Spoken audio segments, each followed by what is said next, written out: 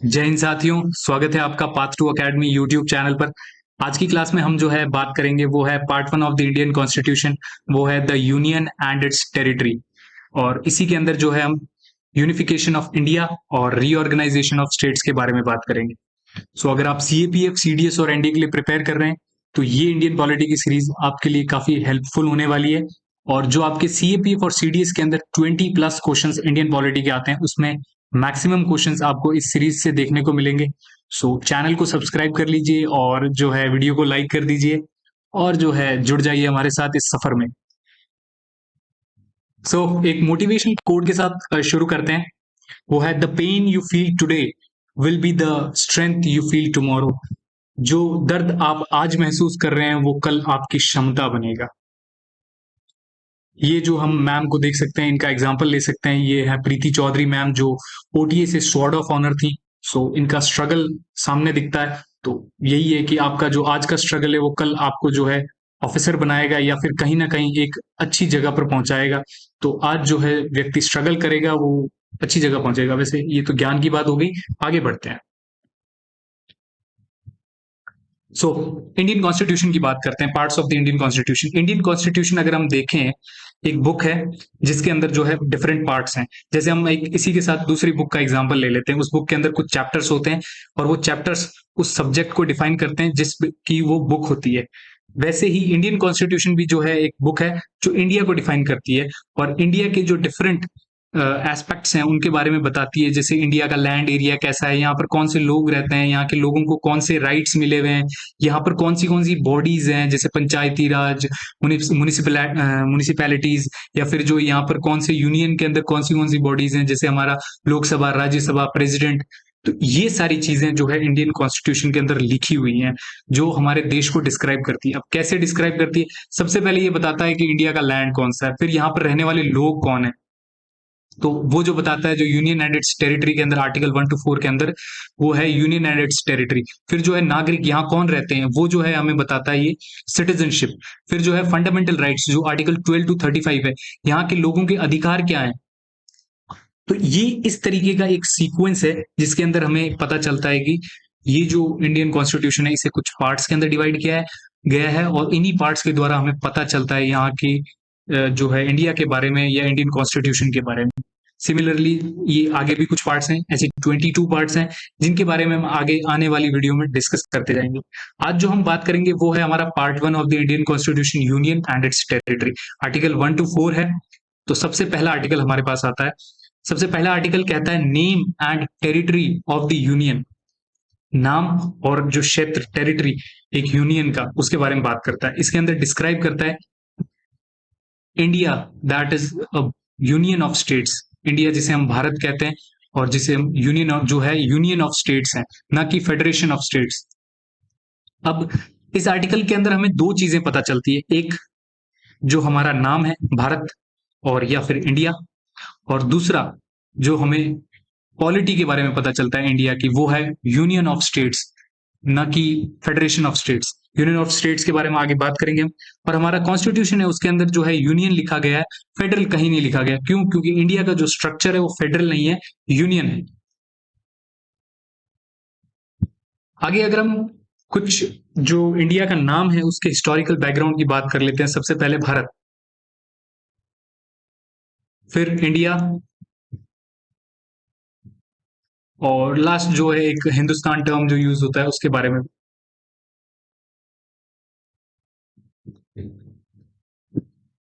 सबसे पहले टर्म की बात करते हैं, भारत। ये टर्म का जो ओरिजिन है वो कहाँ से हुआ। अगर इसके अंदर मैं आपको एक मोस्ट नोन या जो है परफेक्ट थ्योरी जो मानी जाती है उसके बारे में बताऊं, तो एक भरत ट्राइब हुआ करती थी। भरत जन ट्राइब नहीं कहेंगे हम, भरत कबीला हुआ करता था।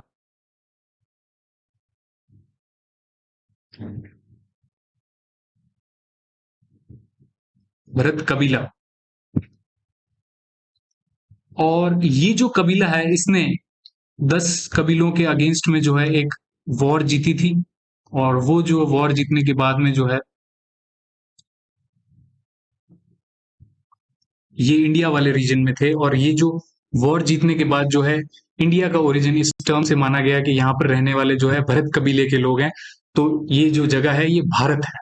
सो ये टर्म जो है इंडिया को इस ये काफी पुरानी बात है, इस जगह से आई है, ना कि हम जो कह सकते हैं कोई दूसरा टर्म। बाकी कुछ और फिलोसफीज हैं जो मानी जाती हैं, बट ये जो है काफी नोन और जो है इसको जो माना ज्यादा जाता है। इंडिया, अब इंडिया जो टर्म है ये हमें, अगर मैं बात करूं किसने दी या फिर कहां से आई, तो इंडस रिवर का जो है इसके अंदर जो बैकग्राउंड है, इंडस रिवर। इंडस रिवर के अंदर अगर हम बात करें, जो ग्रीक्स थे वो इंडिया के अंदर आए, और ये लोग जो है ग्रीक्स, ये सिंधु नदी को इंडस रिवर कहते थे। तो जो रीजन जहां पर सिंधु नदी फ्लो करती है, वहां पर जो है उसे हम जो है इंडिया कहेंगे। और अगर मैं इसका एक और बात करूं, तो हमारे जो चंद्रगुप्त मौर्य के समय एक राइटर थे मैगस्थनीज, इन्होंने अपनी एक बुक लिखी थी जिसका नाम भी इंडिका रखा था। ये चंद्रगुप्त मौर्य के समय इंडिया के अंदर आए थे और इन्होंने पूरा इंडिया घूमा, तो इन्होंने जो है एक बुक लिख दी इंडिया के ऊपर, भारत के ऊपर, जिसका इन्होंने बाद में नाम भी जो है इंडिका रखा। तो एक ये भी जो है फैक्ट माना जाता है इस इंडिया नाम के पीछे। फिर जो है हिंदुस्तान, अब जो ये नाम है ये ईरानीज द्वारा दिया गया है, जो ईरान के लोग हैं इन्होंने दिया गया। ईरान जो पुराना ईरान था उसके बारे में बात कर रहा हूं। तो ये लोग जो क्या है, सिंधु नदी को हिंदू नदी कहते थे, इनसे स नहीं बोला जाता था, स की जगह ह बोलते थे ये। तो सिंधु को ह कर दिया, और जो स्थान है उसका मतलब जगह, तो ये हिंदुस्तान हो गया। अब इसके अंदर एक और छोटा सा बात ये भी है कि जैसे जो हिंदू रिलीजन है, इसको जो है काफी रिलेट किया जाता है इस टर्म के साथ, जो कि इसका कोई रिलेशन नहीं है। ये हमारे जो वाइस प्रेसिडेंट सर हैं, उन्होंने भी जो है असेंबली के अंदर बोला है इसका कोई रिलीजियस बैकग्राउंड नहीं है। तो ये है। अब अगर रिलीजियस बैकग्राउंड की भी बात कर लेता हूं मैं एक बार, तो ये जो रिलीजन वाली बात है, ये इंडिया का जो हिंदू रिलीजन है इसे ब्राह्मण रिलीजन कहा जाता था, हिंदू रिलीजन नहीं कहा जाता था। ब्राह्मण रिलीजन, और जो दूसरा है वो था सनातन रिलीजन, सनातन धर्म। हिंदू तो बहुत लेट आया था, ईरानीज ने दिया था, सिंधु नदी के पास में रहते थे तो उन्हें हिंदू कहते थे, तो वो सिंधु से हिंदू होने लग गया। तो ये हो गया। और ये फिर जो है, मैं ओरिजिनल रिलीजन के बारे में अगर मैं बात करूं, तो उसे ये रिलीजन ब्राह्मण रिलीजन या फिर सनातन रिलीजन कहा जाता था, जिसको समय के साथ जो है लोगों ने बदलकर अभी जो है हिंदू रिलीजन कहते हैं। इस चीज को बताने के पीछे मेरा एक ही जो है मोटिव है, वो है नॉलेज, और वो उसी के पर्सपेक्टिव से मैंने आपको इन तीनों वर्ड्स के बारे में बताया, और जो थर्ड वर्ड है उसके अंदर कुछ क्लैरिफिकेशन थे वो बताए। कोई अदर इंटेंशन नहीं है आपको बताने का, सिर्फ एक है कि नॉलेज के पर्सपेक्टिव से।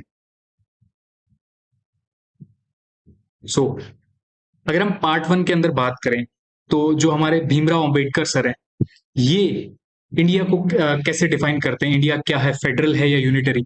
तो इनका कहना है इंडिया जो है फेडरल है पीस टाइम में, बट यूनिटरी है इमरजेंसी के अंदर।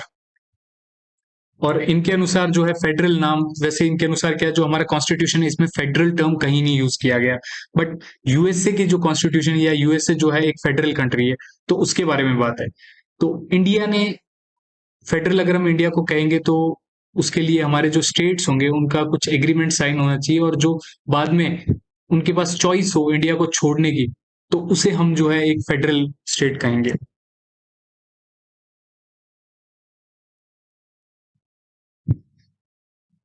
सो हमने बात की, इंडिया जो है एक यूनिटरी कंट्री है ड्यूरिंग दी इमरजेंसी, और ड्यूरिंग दी पीस टाइम जो है फेडरल है। ये हमें हमें जो है भीमराव अंबेडकर सर ने कहा। अब अगर मैं बात करूं आपके सामने कुछ फैक्ट्स की, फेडरल जो टर्म है उसके बारे में, फेडरल की स्पेलिंग जरा मैं रीचेक कर लूं, हाँ सॉरी, फेडरल जो टर्म है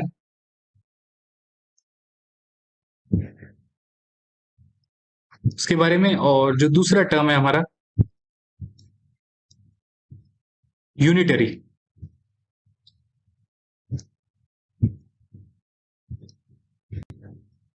ये है सेंटर, केंद्र, ये है सेंटर। अब मैं यहाँ पर कुछ स्टेट्स बनाता हूं।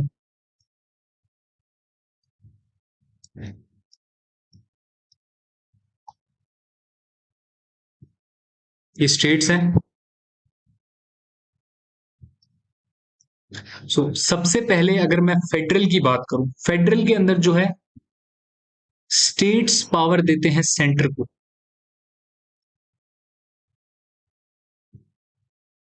जो स्टेट्स के पास जो पावर होती है वो सेंटर को दी जाती है। जैसे अगर हम कहेंगे फ्लो ऑफ पावर जो होगा वो सेंटर के तरफ होगा, स्टेट्स की तरफ से। इसके अंदर जो है फ्लो ऑफ पावर जो है सेंटर से स्टेट की तरफ होगा। मतलब एक बड़ा सा लैंड एरिया है जिसे हम सेंटर कहते हैं, और इसके अंदर जो है सेंटर कुछ पावर स्टेट को दे देता है कि कुछ कुछ सब्जेक्ट्स में जो है आप डीलिंग्स हैंडल करो, और कुछ कुछ सब्जेक्ट्स में ये दूसरा स्टेट हैंडल करेगा, जो जो उसका रीजन होगा। तो यहाँ पर सेंटर पावर दे रहा है स्टेट्स को, जबकि यहाँ पर कुछ लैंड एरियाज आकर सेंटर में मिल रहे हैं और वो अपने रीजन के ऊपर की जो पावर है वो सेंटर को दे रहे हैं। तो यहाँ पर जो सेंटर स्ट्रांग है वो स्टेट की पावर्स की वजह से है, इसीलिए हम इसे फेडरल कहते हैं, जहां पर जो पावर्स हैं स्टेट्स के पास ज्यादा होती हैं। अगर मैं इसे लिखूं, सेंटर के पास जो है पावर्स कम होंगी, स्टेट के पास पावर ज्यादा होगी। और यहां पर अगर मैं बात करूं तो यहां पर जो है सेंटर के पास पावर ज्यादा होगी और स्टेट के पास जो है पावर कम होगी। ये जो है यूनिटरी और फेडरल के अंदर बेसिक सा डिफरेंस है जो मैंने आपको बताया। ये हो गया। अब इसके साथ जब ये स्टेटमेंट भीमराव अंबेडकर सर ने दी, तो कुछ जो है लोगों का मानना है कि इंडिया जो है क्वासी फेडरल स्ट्रक्चर फॉलो करता है, और जो है ना तो यूनियन है पूरी तरह से, ना जो है ये एक फेडरेशन है। तो ये एक क्वासी फेडरल जो टर्म है ये इंडिया के रिस्पेक्ट में यूज की जाती है, सो इसे आप जो है एज अ फैक्ट याद कर लें। फिर जो नेक्स्ट पॉइंट है वो कहता है India is an इंडेस्ट्रक्टिबल union of destructible states. अब इसी को हम इस डायग्राम से समझते हैं। जैसे यहां पर अगर मैं बात करूं, ये जो है डिस्ट्रक्टिबल सेंटर है विथ इनडिस्ट्रक्टिबल स्टेट्स। ये यूएसए का एग्जांपल ले लेता हूं मैं, और ये इंडिया का ले लेता हूं, हमारा भारत, और ये यूएसए। अब अगर मैं इसमें बात करूं, इसमें कहा गया है कि जैसे आप एक बार इसे पढ़ लीजिए, जो यूएसए है वो डिस्ट्रक्टिबल यूनियन है ऑफ इनडिस्ट्रक्टिबल स्टेट्स। अब अगर मैं कहता हूं कि कल को ये स्टेट जो है चला जाता है, छोड़ देता है, ये जो यूनियन है इसे छोड़ देता है, फेडरेशन के अंदर से चला जाता है और ये अपना इंडिपेंडेंट अपने आप को कर देता है, तो यहां पर टूटा तो सेंटर है ना, सेंटर का एक पार्ट कम हुआ। तो यहां पर क्या हम सीधे सीधा सा मतलब क्या निकालेंगे, डिस्ट्रक्टिबल यूनियन, डिस्ट्रक्टिबल यूनियन और इनडिस्ट्रक्टिबल स्टेट। अगर ये स्टेट टूट के बाहर गया तो इसका क्या गया, ये तो कुछ नहीं, ये एज इट इज अंदर आया था और एज इट इज बाहर चला गया। तो इसकी जो अगर हम कहें तो ये एक इनडिस्ट्रक्टिबल स्टेट हो गया। ये लैंड एरिया के रिस्पेक्ट में बात हो रही है, तो ये इनडिस्ट्रक्टिबल स्टेट हो गया।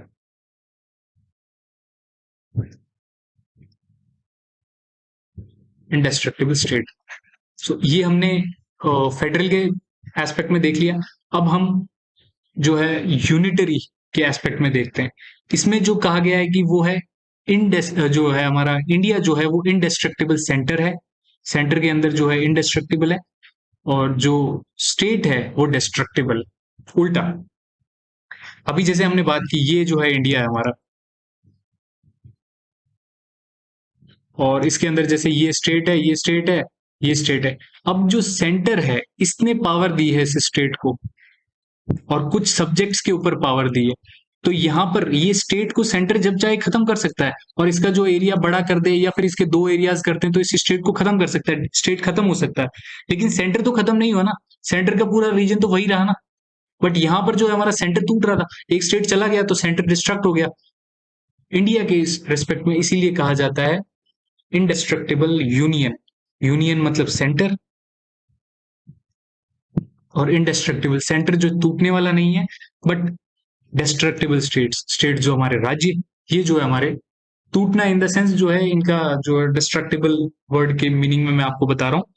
सो ये समझ गए होंगे आप जो है, इंडिया जो है इंडेस्ट्रक्टिबल यूनियन है, हमारा सेंटर जो है इंडेस्ट्रक्टिबल है, जबकि जो स्टेट्स हैं वो टूटते बनते रहते हैं, नए स्टेट्स बन जाते हैं, उनके रीजन बढ़ा दिए जाते हैं या कम कर दिए जाते हैं। और जो यूएसए है, यहाँ पर जो है चीजें अलग है, यहाँ पर कुछ राज्य जो स्टेट मिलकर एक यूनियन बनाया है इन्होंने, और वो यूनियन जो है डिस्ट्रक्टिबल है और स्टेट जो है इंडेस्ट्रक्टिबल। सो उसके बाद में एक और जो है हम टॉपिक की बात करते हैं, वो है हमारा कमिंग टुगेदर फेडरेशन और होल्डिंग टुगेदर फेडरेशन।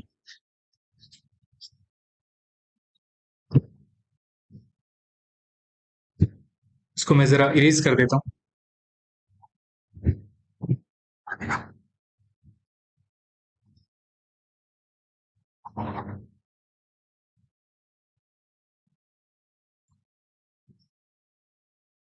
अगर आप इसका स्क्रीनशॉट लेना चाहते हैं तो आप बैक में जाके इसका स्क्रीनशॉट ले सकते हैं, जो आपको इजीली मतलब समझ में आ जाएगा कि क्या है इंडेस्ट्रक्टिबल स्टेट, डिस्ट्रक्टिबल यूनियन, उसके बारे में। सो एक और टर्मिनोलॉजीज यूज होती हैं जो मैंने बात की, होल्डिंग टुगेदर।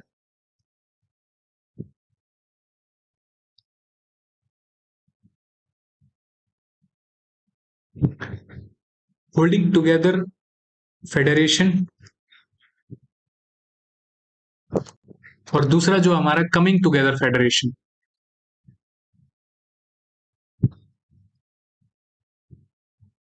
फेडरेशन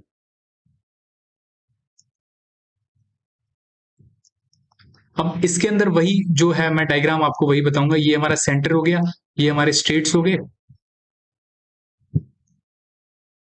अब होल्डिंग टुगेदर फेडरेशन के अंदर क्या है कि जैसे हमने बताया कि जो सेंटर जो होता है वो हमारा स्ट्रांग होता है, तो यहां पर जो है सेंटर इन सबको होल्ड करके रखता है। Hold in the sense centre के पास पावर्स होती है कि स्टेट को जो है कैसे मेंटेन करना है, बाकी स्टेट के पास कोई एज सच होल्डिंग वाली पावर नहीं होती है।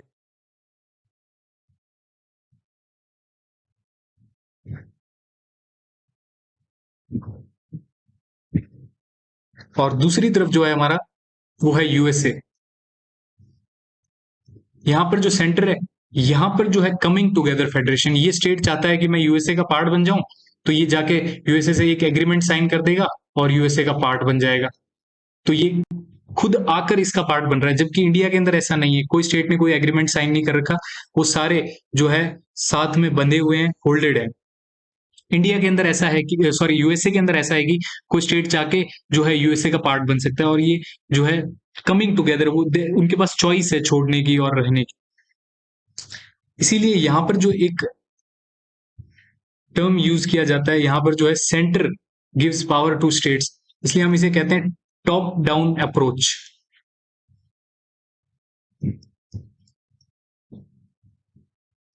टॉप डाउन अप्रोच ये इंडिया के अंदर फॉलो होती है, जबकि यूएसए के अंदर जो फॉलो होती है वो है बॉटम अप अप्रोच। नीचे से जो नए स्टेट्स जो आ रहे हैं वो पावर दे रहे हैं, तो ये होगी हमारी बॉटम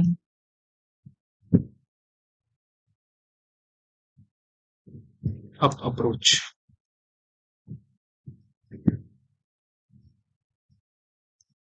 तो ये हमने बात की। इसी के अंदर अगर मैं देखा था तो फिर इसको जो है हम कॉसी फेडरल कह देते हैं, क्योंकि यहाँ पर जो है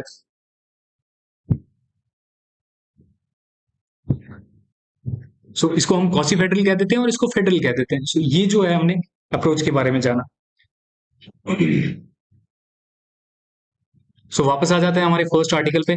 आई श्योर दैट, मुझे विश्वास है कि आपको समझ में आ गया होगा, और अगर नहीं समझ में आया तो आप इस वीडियो को जो है पीछे करके इसे मतलब देख सकते हैं।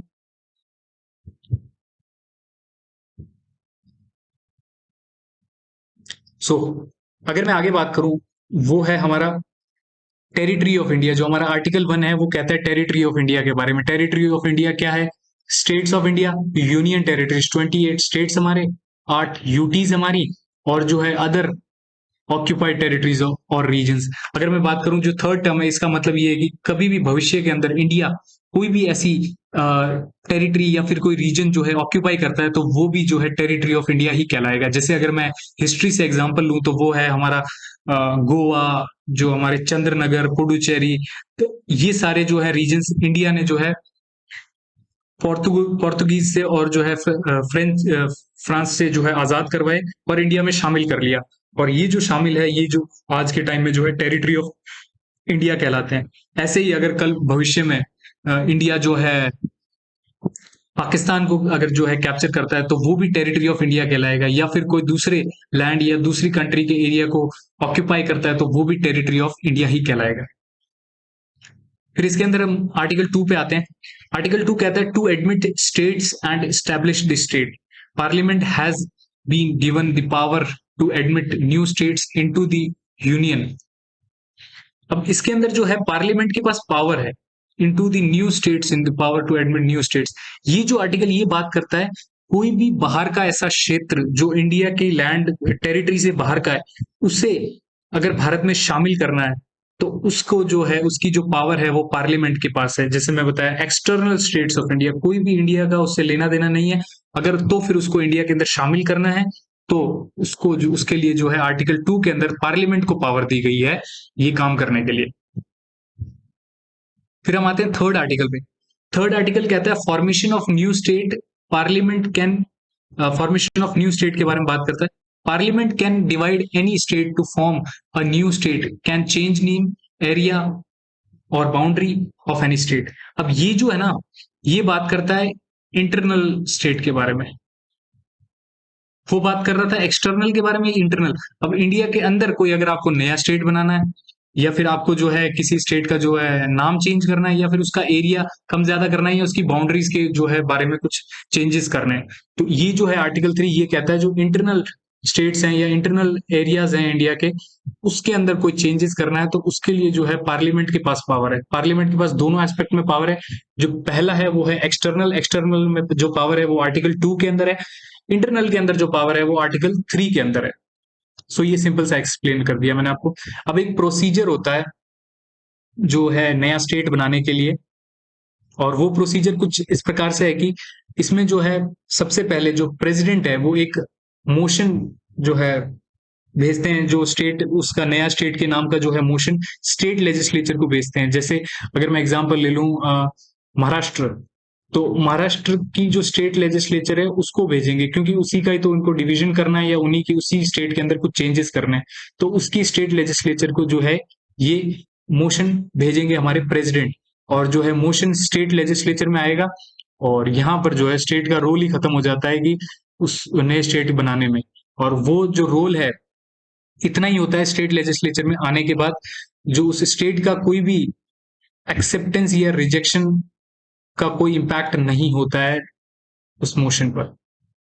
और फिर उसके बाद में बात करूं, एक जो है नया स्टेट का जो है बिल इंट्रोड्यूस किया जाता है हमारे आइदर ऑफ दी हाउसेस के अंदर by the prior approval of president. राष्ट्रपति की जो है परमिशन से जो है हमारे किसी भी एक हाउसेस में, राज्यसभा या लोकसभा के अंदर, इस जो है मोशन को बिल के रूप में जो है प्रेजेंट किया जाता है। और इस बिल के पास होने के बाद में जो है सिंपल मेजोरिटी की जरूरत होती है बिल को पास होने के लिए, और उसके बाद जो है प्रेसिडेंट इसके अंदर जो है ज्वाइंट सिटिंग भी नहीं बुला सकते, और ना ही इस बिल को जो है रिटर्न कर सकते हैं या फिर रिकंसिडरेशन के लिए भेज सकते हैं। तो ये जो है एक नया स्टेट बन जाएगा प्रेसिडेंट के अप्रूवल के बाद में। सिंपल सा स्टेट बनाने का तरीका है, आपको जो है समझ में आसानी से आ गया होगा। फोर्थ आर्टिकल जो हमें कहता है वो है कि, फोर्थ आर्टिकल जो है हमें ये कहता है कि जो भी चेंजेस आर्टिकल 2 और आर्टिकल 3 के अंदर किए जाएंगे, उसके लिए हमें जो है हमारा शेड्यूल वाला पार्ट भी चेंज करना पड़ेगा। कौन सा शेड्यूल? First schedule. वो क्या कहता है? जो है यूनियन एंड इट्स टेरिटरी। और दूसरा शेड्यूल क्या कहता है? सॉरी, जो फर्स्ट शेड्यूल है वो है उसका टेरिटोरियल जुरिस्डिक्शन के बारे में है इंडिया के। और जो फोर्थ शेड्यूल है वो कहता है कि जो एलोकेशन ऑफ सीट्स इन जो है राज्यसभा, उसके बारे में बात करता है। तो ये जो फर्स्ट और फोर्थ शेड्यूल होंगे, जब जैसे अगर हम बात करें, जो शेड्यूल्स है हमारे कॉन्स्टिट्यूशन का पार्ट है, अगर हम जैसे कोई नया स्टेट बनाते हैं या फिर किसी दूसरे टेरिटरी को इंडिया के अंदर शामिल करते हैं आर्टिकल 2 के अंतर्गत, और जो है किसी इंडिया के अंदर ही किसी नए स्टेट का फॉर्मेशन करते हैं आर्टिकल 3 के अंतर्गत, तो जो है चेंजेस तो हमें फर्स्ट और फोर्थ शेड्यूल में भी करने होंगे। फर्स्ट शेड्यूल में क्या चेंज होगा कि जो है हमें उसका नाम ऐड करना होगा, तो फर्स्ट शेड्यूल में चेंज हो गया। और फोर्थ शेड्यूल में क्या चेंज होगा, उसके लिए जो हमें राज्यसभा की सीट्स को एलोकेट करना होगा। तो ये जो दोनों चेंजेस है, इसके लिए कॉन्स्टिट्यूशनल अमेंडमेंट की जरूरत नहीं है।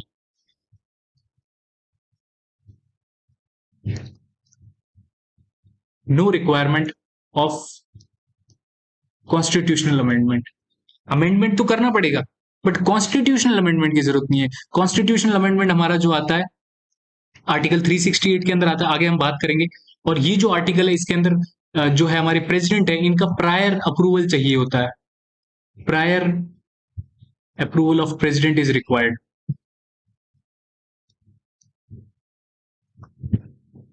सो ये जो शेड्यूल के अंदर चेंज है, इसके लिए हमें जो है कोई जरूरत नहीं है किसकी, कॉन्स्टिट्यूशनल अमेंडमेंट की। जो हम आर्टिकल 368 के अंदर कॉन्स्टिट्यूशनल अमेंडमेंट्स की बात करते हैं उसके लिए, और जब इसकी जरूरत नहीं है तो प्रेसिडेंट के प्रायर अप्रूवल की भी हमें जरूरत नहीं है। सो ये था हमारा सिंपल सा आर्टिकल 4। नेक्स्ट हम बात करते हैं बेरूबारी केस के बारे में। बेरूबारी हमारी वेस्ट बंगाल में एक जगह हुआ करती थी जो हमने ईस्ट पाकिस्तान को दे दी। सो बेरूबारी की अगर मैं बात करूं, बेरूबारी क्या होता है। बेरूबारी केस आया 1960 के अंदर, बट इंडिया ने जो है ये बेरूबारी वाला रीजन जो है दे दिया था ईस्ट पाकिस्तान को, जिसे हम आज के समय बांग्लादेश कहते हैं। तो इसके बाद में कुछ लोगों ने जो है सुप्रीम कोर्ट के अंदर जो है चैलेंज किया इसको, और कहा कि आप कैसे एक इंडियन टेरिटरी, इंडियन लैंड का हिस्सा जो है आप दूसरे देश को दे सकते हैं। तो जब ये चैलेंज किया गया तो सुप्रीम कोर्ट ने एक डिसीजन दिया। वो डिसीजन था कि आप जो है Indian territory can not be transferred to any other country without the constitutional amendment. बिना किसी संविधान संशोधन के आप जो है भारत का कोई भी क्षेत्र किसी दूसरे देश को नहीं दे सकते। ये अमेंडमेंट किया गया। बेरूबारी की अगर मैं बात करूं, बेरूबारी एक ऐसा रीजन था जो ड्यूरिंग दी जो हमारा कहूं तो जो इंडिपेंडेंस, जो डिवीजन हो रहा था, जैसे वेस्ट जो हमारा पाकिस्तान और इंडिया था, इसके अंदर ये जो रीजन था ये जलपाईगुड़ी रीजन के अंदर आया करता था।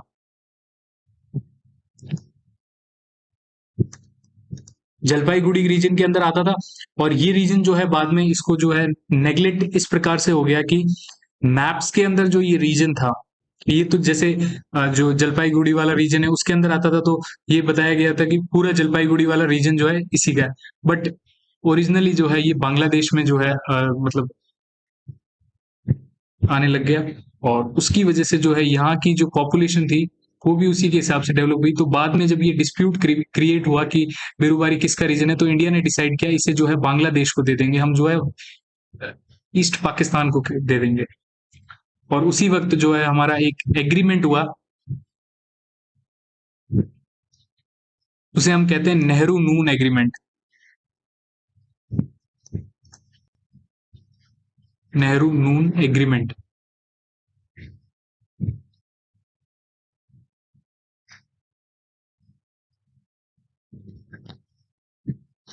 नेहरू हमारे देश के प्राइम मिनिस्टर, नून जो थे इनका पूरा नाम है कुछ, तो नून जो थे ये पाकिस्तान के प्राइम मिनिस्टर थे।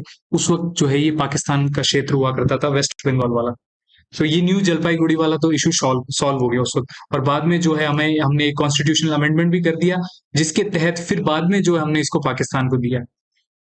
9th कॉन्स्टिट्यूशनल अमेंडमेंट 1960, इसके अंदर जो है बेरूबारी वाला रीजन है इसको दे दिया। फिर 1969 के अंदर जो है सुप्रीम कोर्ट ने एक बात कही कि कोई भी बाउंड्री सेटलमेंट वाला डिस्प्यूट हो उसको सॉल्व करने के लिए जो है आप एग्जीक्यूटिव एक्शन भी कर सकते हैं। एग्जीक्यूटिव एक्शन जो प्रेसिडेंशियल एक्शन होता है, एग्जीक्यूटिव बॉडी जो हमारे प्रेसिडेंट साहब जो हमारे एग्जीक्यूटिव बॉडी के अंदर आते हैं, तो यहाँ पर जो एग्जीक्यूटिव एक्शन भी किया जा सकता है।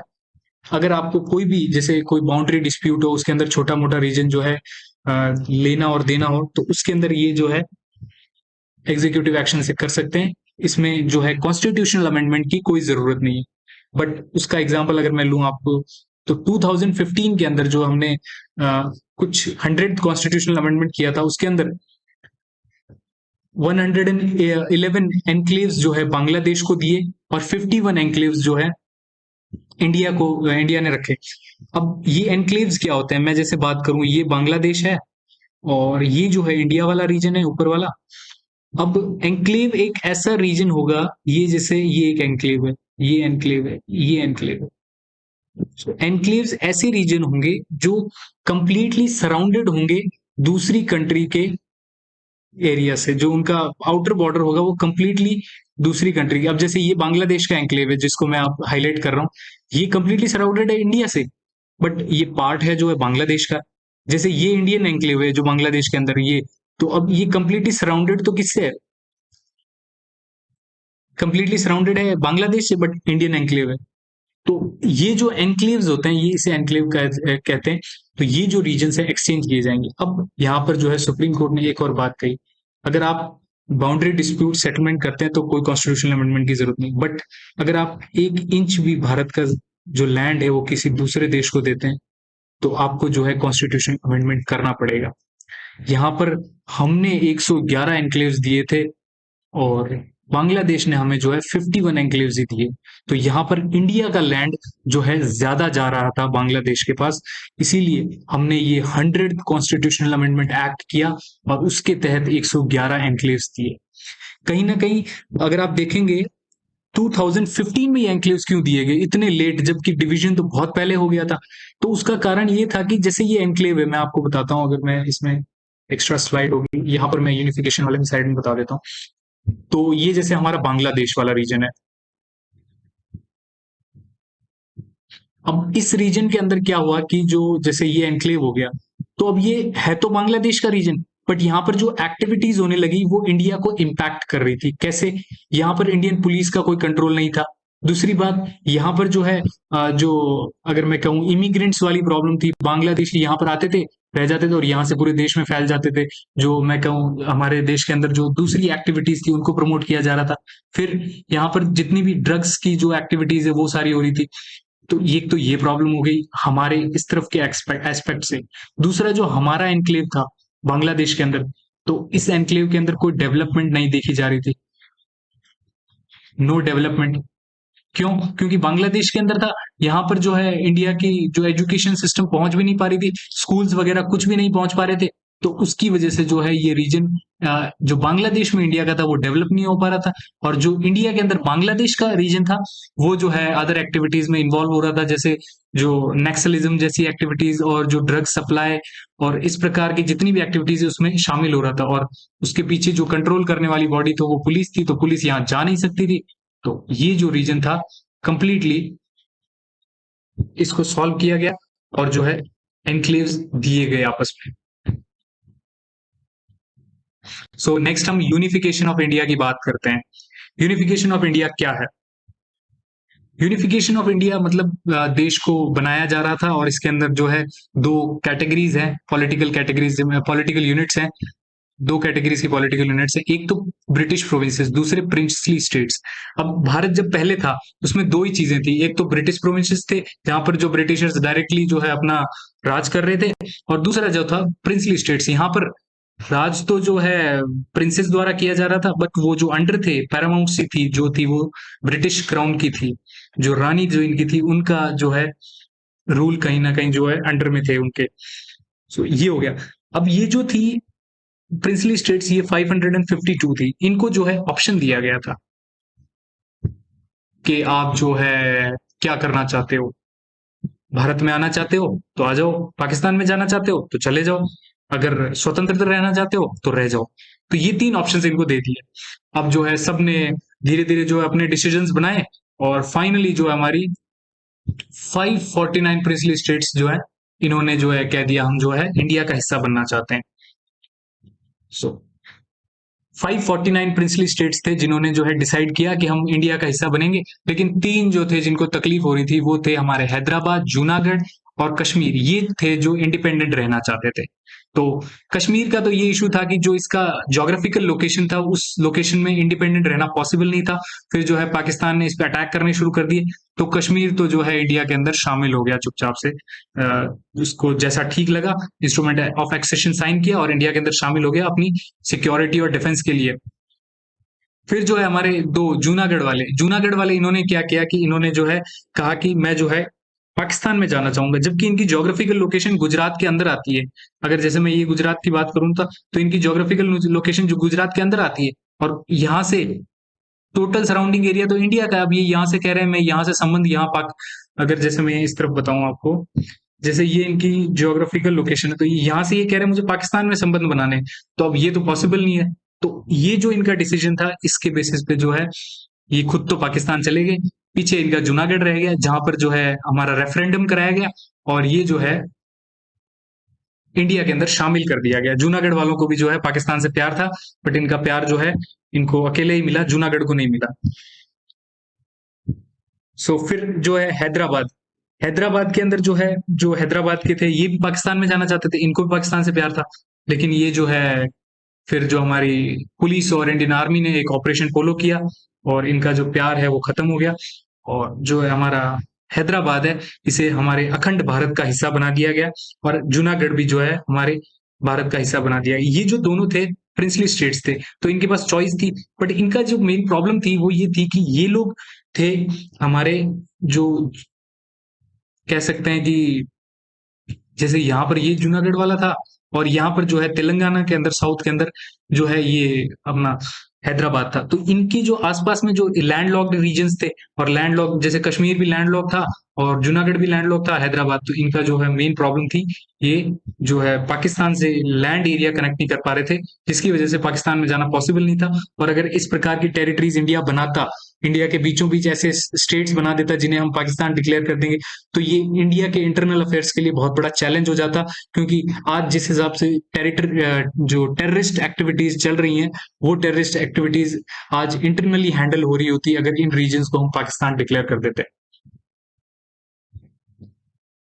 सो ये हो गया हमारा जो हमने बात की रीजन्स को इन्वॉल्व करना। फिर इसके साथ कुछ और रीजन्स थे जो इंडिया ने जो है हमारी टेरिटरी के अंदर इंक्लूड किए। पौंडीचेरी, यानम, कराईकल, माहे, चंद्रनगर, ये जो 5 रीजन है, इनको जो है पहले इंडिया ने फ्रांस से आजाद करवाया, और दादरा एंड नगर हवेली को भी जो है पोर्तुगल से आजाद करवाया 1954 के अंदर। इसके बाद जो है गोवा और दमन एंड दीव को भी जो है पोर्तुगल से आजाद करवाया, जो है फ्री कर दिया। और फिर जो फाइनली 10th कॉन्स्टिट्यूशनल अमेंडमेंट 1961 के तहत दादर एंड नगर हवेली को जो है इंडिया के अंदर मर्ज कर दिया गया as a UT, union territory.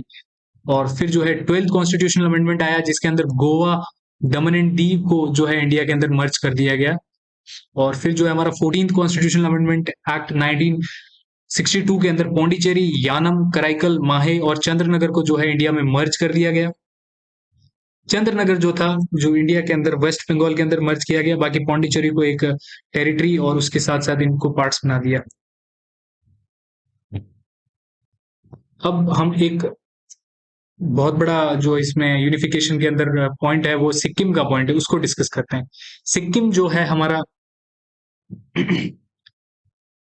अगर मैं ज्योग्राफिकल लोकेशन की बात करूं तो कुछ इस प्रकार से, ये हमारा नेपाल है, ये सिक्किम वाला रीजन है, और ये भूटान है।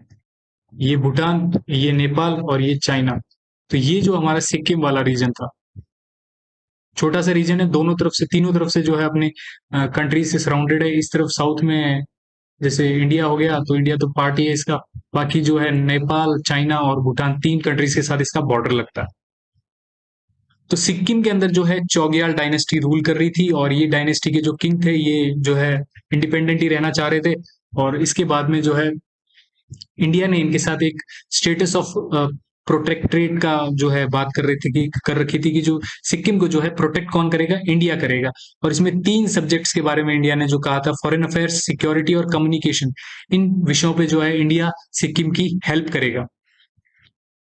बट जो ये चीजें हैं ऐड की गई, हमारा कॉन्स्टिट्यूशनल अमेंडमेंट किया गया, होता 35th कॉन्स्टिट्यूशनल अमेंडमेंट 1974, और इसके अंदर जो है इसको एसोसिएटेड स्टेट का दर्जा दिया गया, एसोसिएटेड स्टेट। और इसके लिए हमने जो है आर्टिकल 2A बनाया। आर्टिकल 2 हमारी किसकी बात करता है? जो भी हम फॉरेन टेरिटरीज है इंडिया के अंदर इंक्लूड करते हैं उनके बारे में। और 10th शेड्यूल, उस वक्त जो आज वाला 10th शेड्यूल है वो नहीं बना था। आज जो हमारा 10th शेड्यूल है वो तो कहता है एंटी डिफेक्शन लॉ के बारे में, जो हमारे एमएलए और एमपीज हैं इनके जो उनके बारे में, जो इस्तीफे के बारे में बात करता है। पर उस टाइम जो 10th शेड्यूल था वो बात करता था सिक्किम के बारे में। और इस 10th शेड्यूल के लिए सिक्किम के लिए जो है इस 10th शेड्यूल को बनाया गया। और जो कॉन्स्टिट्यूशन के अंदर ये स्पेशल प्रोविजंस हो गए थे, एक तो आर्टिकल 2A और 10th शेड्यूल। इसके बाद में जो है यहाँ पर सिक्किम के अंदर एक रेफरेंडम कराया गया, जिसके अंदर पीपल ने जो है वो लोगों ने जो है वोट किया इंडिया के पक्ष में आने के लिए। क्योंकि अब जो है सिक्किम का, जैसे मैंने आपको एरिया बताया, यहाँ पर जैसे मैं बात करता हूँ, अब यहाँ वाले लोग तो काफी सारी फैसिलिटीज का इनको फायदा मिल रहा था। यहाँ पर जो है ट्रेन की फैसिलिटीज थी, और जो है टूरिस्ट विजिट करते थे, ये लोग पूरे देश में घूम सकते थे। बट सिक्किम वालों को पूरे देश में घूमने के लिए जो है परमिशन चाहिए होती थी, और इनके यहाँ पर जो फैसिलिटीज भी नहीं थी, ट्रेन नहीं थी, अच्छी स्कूल्स नहीं थी। तो यहाँ के लोकल्स को लोकल्स जो थे उनको लगने लगा कि हमें जो है इंडिया के अंदर शामिल होना चाहिए और इंडिया का पार्ट बनना चाहिए। तब जो है यहाँ पर रेफरेंडम हुआ, और जो उस रेफरेंडम से ये पता चला कि जो मैक्सिमम पॉपुलेशन है वो इंडिया का पार्ट बनना चाहती है। और उसके बाद में जो है हमने 36th कॉन्स्टिट्यूशनल अमेंडमेंट 1975 एक साल बाद ही कर दिया, और इस अमेंडमेंट में जो है कंप्लीटली मर्ज कर दिया सिक्किम को इंडिया के अंदर। और जो आर्टिकल 2A हमने बनाया था और 10th शेड्यूल के अंदर जो चीजें डाली थी सिक्किम के रिगार्डिंग, उन सबको हमने रिपील कर दिया, मतलब हटा दिया हमारे कॉन्स्टिट्यूशन के अंदर से। फिर अगर हम बात करते हैं वो है रीऑर्गेनाइजेशन ऑफ स्टेट्स के बारे में।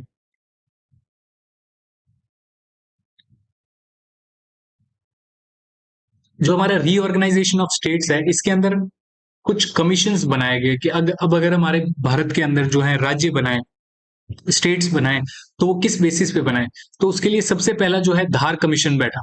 उस धार कमीशन जो है 1948 में आया, और इसने कहा कि जो इनका बेसिस होना चाहिए वो administrative convenience rather than linguistic factor. Linguistic factor मतलब जैसे जो गुजराती बोलने वाले लोग हैं उनको उनका बेसिस पे नहीं बनाना है। एडमिनिस्ट्रेटिव कन्वीनियंस मतलब जो हमारा जो प्रशासनिक सुविधा है उसके बेसिस पे जो है हम जो है स्टेट्स बनाएंगे। ये धार कमीशन ने ये बात कही थी।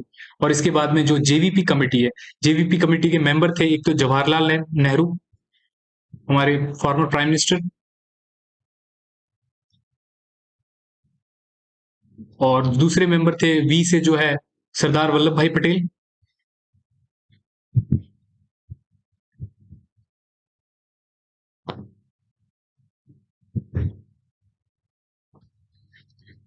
और तीसरे जो हमारे अगर मैं मेंबर की बात करूं, वो थे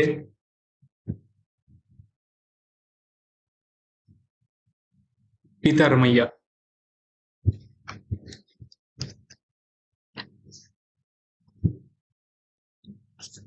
sorry sorry sorry, Pattabhi Sitaramayya. Sitaramayya, हाँ पिताबी सीतारमैया जो है,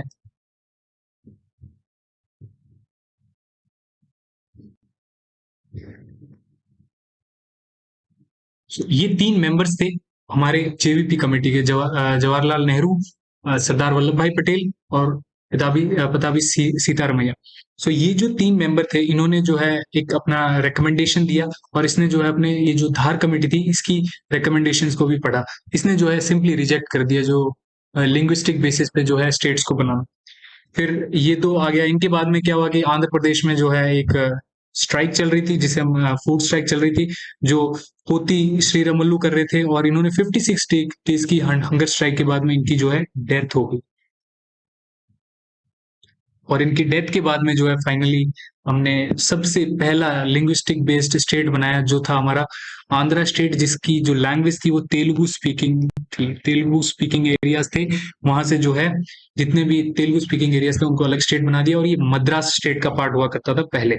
सो 1953 के अंदर जो हमारा पहला लिंग्विस्टिक बेस्ड स्टेट बना वो था हमारा आंध्रा स्टेट। फिर जो है थोड़े टाइम में 1953 के अंदर ये बात होने के बाद फजल अली कमीशन आया, और इसके चेयरमैन थे फजल अली, और मेंबर जो थे के एम पानीकर और एच एन कुंजरू, सॉरी, और इन्होंने जो है रिजेक्ट कर दी theory one language one state की। जैसे जो स्टेट के बेसिस लैंग्वेज के बेसिस पे स्टेट बना, उस थ्योरी को जो है इन्होंने रिजेक्ट कर दिया। इन्होंने कुछ रिकमेंडेशंस दी थी, उन रिकमेंडेशंस की हम बात कर लेते हैं। सॉरी, इन्होंने अपनी रिपोर्ट जो है 1955 में दी थी, जबकि जो कमिटी है 1953 में बनी थी। तो इन्होंने अपनी रिपोर्ट में कहा था कि जो preservation and strengthening of the unity and security of the country, unity और सिक्योरिटी को जो है मेंटेन और मजबूत बनाना है हमारे देश को। और फिर उन्होंने कहा कि linguistic and cultural homogeneity, linguistic linguistic के साथ अब जो है कल्चरल होमोजेनिटी है। और फिर इसके बाद इन्होंने कहा financial, economic and administrative development of country should not be hampered. Sorry, यहाँ पर शुड नॉट बी हैम्पर्ड होगा। ये जो है हमारा financial, economic and administrative development है, इसका इसके ऊपर जो है कोई भी वो इसके ऊपर कोई इम्पैक्ट ना पड़े, रॉन्ग इम्पैक्ट ना पड़े। इसके बाद में जो है planning and promotion of the welfare of the people in each state as well as of the nation as a whole. Planning और प्रमोशन जो है लोगों के वेलफेयर के लिए, वो हर स्टेट के अंदर जो है होनी चाहिए, हर पूरे नेशन के अंदर होनी चाहिए, एज अ स्टेट और एज अ जो है नेशन, नेशन और स्टेट दोनों के अंदर। तो ये आप फैक्ट बातें हैं जो एग्जाम पॉइंट ऑफ व्यू से अगर स्टेटमेंट में आ सकती हैं तो आ सकती हैं।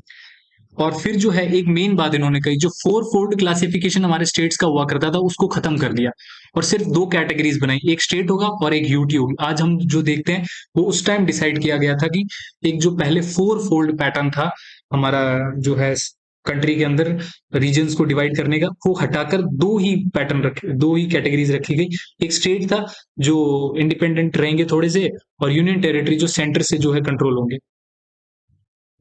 और फिर जो है सेवेंथ कॉन्स्टिट्यूशनल अमेंडमेंट एक्ट 1956 लाया गया और इसके थ्रू जो है फजल अली कमीशन की जो रिकमेंडेशंस थी उनको इम्प्लीमेंट कर दिया गया। और तब जो है हमने 14 स्टेट्स बनाए थे और 6 यूटीज बनाई थी। 6 यूटीज में जो है अंडमान एंड निकोबार, लक्षद्वीप, लक्षद्वीप जो है इसमें बाद में अमन दीवी और लक्षद्वीप आइलैंड मिलकर लक्षद्वीप आइलैंड बन गए। दिल्ली, हिमाचल प्रदेश, त्रिपुरा और मणिपुर और त्रिपुरा, सॉरी। हाँ, तो ये जो 6 यूटीज बनाई गई थी, जो हमारी फजल अली कमीशन है इसकी रिकमेंडेशन के बाद 6 यूटीज है, सिंपल सी आप याद कर सकते हैं, अंडमान एंड निकोबार आइलैंड्स, लक्षद्वीप, दिल्ली, हिमाचल प्रदेश, मणिपुर, त्रिपुरा। और इसी के साथ जो हमारे स्टेट्स बनने शुरू हो गए। सो 1960 के अंदर हमने स्टेट बनाया गुजरात, जिसको जो है हमने बॉम्बे से सेपरेट किया। उस टाइम जो है महाराष्ट्र नहीं हुआ करता था, बॉम्बे हुआ करता था, और जो फिर बाद में बॉम्बे का रीनेम कर दिया गया, इसी के साथ 1960 में महाराष्ट्र बना दिया गया उसको। ठीक है। 1963 के अंदर हमने जो है नागालैंड स्टेट की स्थापना की, आसाम से निकाल के, इसका जो रीजन था आसाम से। 1966 के अंदर जो है हरियाणा स्टेट बनाया गया था पंजाब से अलग करके, और चंडीगढ़ यूटी बनाई गई थी उस वक्त 1966 के अंदर। फिर 1977 के अंदर, 71 के अंदर सॉरी, हिमाचल प्रदेश जो है उसको जो है स्टेट का दर्जा दिया गया था। पहले ये एक यूटी हुआ करती थी, जैसे हमने 6 यूटीज के अंदर बात की, ये एक यूटी हुआ करती थी। 1972 के अंदर जो है मणिपुर, त्रिपुरा और मेघालय, इनको जो है स्टेट बनाया गया था। जो पहले मणिपुर था वो था यूटी था, और त्रिपुरा जो है वो भी यूटी थी, और जो मेघालय था इसको स्टेट आसाम स्टेट वाले रीजन से अलग करके ये 3 स्टेट्स बनाए गए। फिर 1972 के अंदर जो है मिजोरम, अरुणाचल प्रदेश और इन दोनों को जो है यूटी डिक्लेयर कर दिया गया था। मिजोरम को जो है यूटी बना दिया और अरुणाचल प्रदेश को भी यूटी बना दिया। फिर जो है 1965 के अंदर, 75 के अंदर जैसे हमने पढ़ा था, जो हमारा 36 कॉन्स्टिट्यूशनल अमेंडमेंट हुआ था, उसके जो अंदर जो है सिक्किम को कंप्लीट स्टेटहुड का दर्जा दे दिया गया था और इंडिया के अंदर मर्ज कर दिया गया था। 1987 के अंदर मिजोरम और अरुणाचल प्रदेश को जो है स्टेटहुड का दर्जा दिया गया था। पहले ये दोनों जो है यूटी बनाए गए थे, फिर इनको स्टेट बना दिया गया था, और गोवा को भी जो है स्टेट का दर्जा दे दिया। 2000 के अंदर छत्तीसगढ़, उत्तरांचल और झारखंड, इनको जो है एमपी से अलग करके, एमपी छत्तीसगढ़ को एमपी से अलग किया, और उत्तरांचल को यूपी से अलग किया, और बिहार को जो है झारखंड को जो है बिहार से अलग किया, और इनको जो है नए स्टेट्स बना दिए। बाद में उत्तरांचल का नेम चेंज करके जो है उत्तराखंड कर दिया। फिर जो है 2014 में तेलंगाना जो हमारा स्टेट बना था, लास्ट स्टेट जिसे हम कहते हैं, वो बना था, जो आंध्र प्रदेश से सेपरेट किया गया था। आंध्र प्रदेश जो हमारा फर्स्ट लिंग्विस्टिक बेस्ड स्टेट बना था। 2019 के अंदर जो हमारा जम्मू एंड कश्मीर वाला रीजन है, इसके अंदर जो है जो इन दोनों को यूटीज बना दिया गया था, और इसके अंदर इन जम्मू एंड कश्मीर को जो है 2 यूटीज के अंदर डिवाइड कर दिया गया था, कश्मीर और लद्दाख। और 2021 के अंदर जो है दादरा एंड नगर हवेली और दमन एंड दीव को एक कर दिया और एक नई यूटी बना दी, जिसके बाद जो है 9 से हमारी 8 यूटीज हो गई। अभी एट प्रेजेंट 8 है, पहले हमारी 9 हुआ करती थी जब ये दोनों अलग थे। 26 जनवरी 2011 2021 sorry. So thank you for watching the video. अगर आपको वीडियो अच्छी लगी है तो इसे लाइक जरूर करें इसे लाइक जरूर करें और अपने फ्रेंड्स के साथ और शेयर भी करें, और चैनल को सब्सक्राइब कर लीजिए। आपने इस वीडियो के अंदर जो कंटेंट है उसकी क्वालिटी तो देख ली होगी। मैंने जो है फ्री में इतना एफर्ट लगाने की कोशिश की है कि आपको जो है बेस्ट कंटेंट मैं इसमें दे सकूं, और आप चैनल को सब्सक्राइब कर लीजिए। आगे आने वाली वीडियोस से आप जुड़े रहेंगे। और ये जो टेलीग्राम चैनल है, यहाँ पर मैं ये जो लेक्चर्स है इनकी पीडीएफ डालता रहता हूँ, तो आप इसे ज्वाइन कर लीजिए। इंस्टाग्राम पे आप हमें फॉलो कर सकते हैं। इस पे जो है कुछ पोस्ट्स आती रहती हैं, कुछ मीम्स होते हैं, तो कुछ अलग टाइप्स की पोस्ट होती है, मोटिवेशनल पोस्ट। सो आप इसे हमें जो हमसे मुझसे जो है इंस्टाग्राम पे जुड़ सकते हैं। और लास्ट में मैं ये कहना चाहूंगा कि आप जो है इस वीडियो सीरीज को पूरा जरूर देखें, और इसी के बाद जो है मैं ज्योग्राफी की वीडियो सीरीज लाने की शुरू करूँ सोच रहा हूँ। अगर पॉसिबल हुआ तो I will start the geography also. So channel से आप जुड़ जाइए, बस यही एक बात है। और नेक्स्ट जो हमारी वीडियो होगी वो स्लाइड तैयार है, सिटीजनशिप पे होगी, जो हमारा part 2 of the Indian constitution है। सो चैनल को सब्सक्राइब कर लीजिए, वही बात है।